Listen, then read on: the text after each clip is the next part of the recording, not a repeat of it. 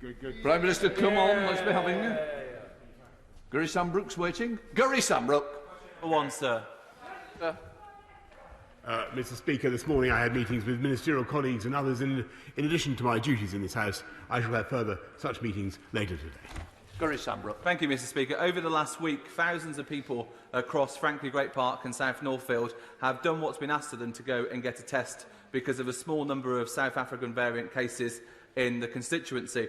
Would the Prime Minister join me in thanking Dr Justin Varney and Councillor Simon Morrell and Birmingham City Council for everything they've done to be able to scale up mass testing across Franklin Great Park and encourage anyone who hasn't had a test so far to get one at one of the designated sites? Yes, indeed, Mr. Speaker. I thank my honourable friend for raising it, and I join him in thanking the NHS staff who are scaling up the surge testing in the way that he describes, and I encourage everybody in the area, and indeed throughout the country, to get a vaccine when you're asked to do so. Let's come to the Leader of the Opposition, Keir Starmer. Mr. Speaker, can I begin by thanking everybody involved in the vaccine rollout? We've now vaccinated, I think, 12.6 million people. We're on course to vaccinate the first 4 priority groups by the end of this week. That's a truly amazing achievement. Can the Prime Minister confirm today that the Government will extend business rate relief beyond March 31st? I'm afraid, Mr. Speaker, I'm glad to hear him join in praise of the vaccine rollout, which is indeed, I think, a tribute to the NHS staff and the Army, the volunteers, and many others. On his point about the extension of business rate relief, he knows that this government is committed to supporting businesses and people, livelihoods throughout the pandemic. That is what we will continue to do, but he should wait until the budget for the Chancellor to explain exactly what we're going to do.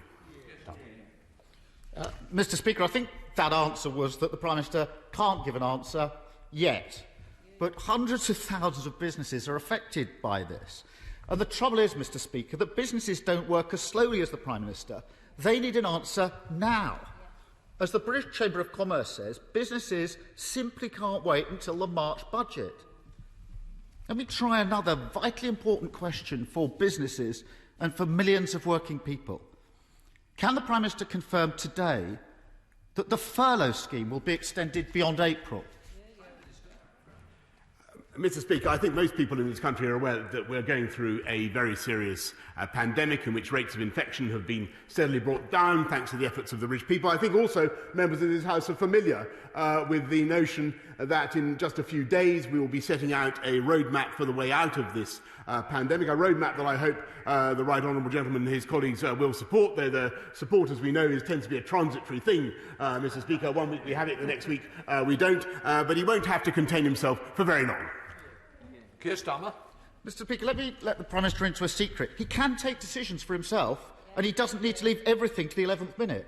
If I were Prime Minister, I'd say to businesses, we'll support you now, we'll protect jobs now. Because the CBI, the Federation of Small Businesses, the Institute of Directors and the British Chamber of Commerce have all said the same thing. They all say, Prime Minister, they can't wait until the budget. The Prime Minister may disagree with me, but he's actually disagreeing with businesses. Why does the Prime Minister think he knows better than British business? Mr. Speaker, I think that most business people that I've talked to a great many in the last 12 months, would agree that there is no government around the world that has done more to support business, wrapping our arms around business. And actually, I'm delighted to hear this enthusiasm for business from the Labour Party when they stood on a manifesto to destroy capitalism at the last election, and indeed to dismantle the very pharmaceutical industry, Mr. Speaker, that has provided the vaccines on which we now rely. Will he now repudiate that policy, Mr. Speaker? Mr. Speaker, we all know what the Prime Minister once said he wanted to do to business. We on these benches would rather listen to businesses. So we've no decision on business rates, no decision on furlough. Let's try another crucial issue. And Prime Minister, no excuse for delaying this time, because this has to be decided before the March budget, and the Prime Minister doesn't need to check with the Chancellor. So will the Prime Minister now commit to extending the evictions ban on residential properties beyond February the 21st? Mr. Speaker, I've said repeatedly that what we will do in this government and throughout this pandemic is put our arms around the British people, support them throughout the pandemic, and make sure that people are not unfairly evicted during the pandemic. That is what we will do. What I hope very much, Mr. Speaker, is that we may hear from the right honourable gentleman opposite that he not only has now had a Damascene conversion to the importance of business, but a Damascene conversion to supporting all the government's policies to support business, rather than sniping from the sidelines. Why doesn't he just get behind us and back the government, back us in our efforts to back business and back the British people? Keir Starmer. Mr. Speaker, I'm not going to take lectures from a man who wrote 2 versions of every column he ever wrote as a journalist, who proposed Donald Trump for a Nobel Peace Prize and gave Dominic Cummings a pay rise. Back to the question. Another area where the Prime Minister repeatedly delayed and now changes policy pretty well every day is securing our borders against variants of COVID. Every week the Prime Minister comes here and says we've got one of the toughest regimes in the world. We know his Home Secretary disagrees with him. We know the Health Secretary disagrees with him. Luckily, Mr. Speaker, Oxford University keep track of how tough border restrictions are in every country. They say that there are at least 33 countries around the world which currently have tougher restrictions for the United Kingdom. 33, Prime Minister, including Canada, Denmark, Japan, Israel. There are many others. In fact, they say we're not even in the top bracket of countries for border restrictions. 50 days after we first discovered the South African variant, 50 days. How does the Prime Minister explain that? Mr. Speaker, there are some countries in Europe that do not even have a hotel quarantine scheme such as the one we're putting in on Monday. We have amongst the toughest border regimes anywhere in the world. And people should understand that on a normal day, Mr. Speaker, at this time of year, you could expect about 250,000 people to be arriving in this country. We've got it down to about 20,000, 5,000 of them whom are involved in bringing vital things into this country, such as medicines and food, as we discussed last week, and he agreed that was a good idea, Mr. Speaker. Unless he actually wants to cut this country off from the rest of the world, which I think last week he said he didn't want to do, unless, of course, he's changed his mind again, Mr. Speaker. I think that this policy is measured, it is proportionate, it is getting tougher from Monday. I hope that he supports it. Keir Starmer.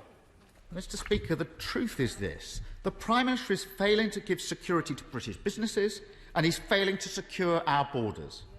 The Prime Minister often complains that we never put forward constructive proposals. So here's 2 for him.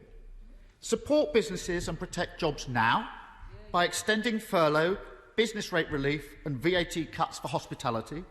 And second, secure our borders with a comprehensive hotel quarantine on arrival. No more delays. Will he do it? Mr. Speaker, we've just announced the quarantine policy, which, as I've said to the House, is amongst the toughest in the world and tougher than most other European countries, certainly. I'm delighted that he's now supporting business in his latest stunt of bandwagoneering, not a policy for which he was famous before, Mr. Speaker. But he moves from one side of the other in the debate throughout this crisis. And some people, Mr. Speaker, some people have said that this is a good crisis, Mr. Speaker. Some people have said this is a good crisis. Some people have said that this crisis is a gift that keeps on giving, Mr. Crisis. Mr. Speaker. Mr. Speaker, those people sit on the Labour front bench. I think it is disgraceful that they should say those things. I believe this is one of the biggest challenges this country has faced since the Second World War. And thanks to one of the fastest vaccine rollouts anywhere in the world, I believe it is a challenge this country can meet and is meeting. And I believe that of that vaccine rollout programme, this House and this country should be very proud. Julian Smith. Speaker, can I thank the Prime Minister for the decisions he took last year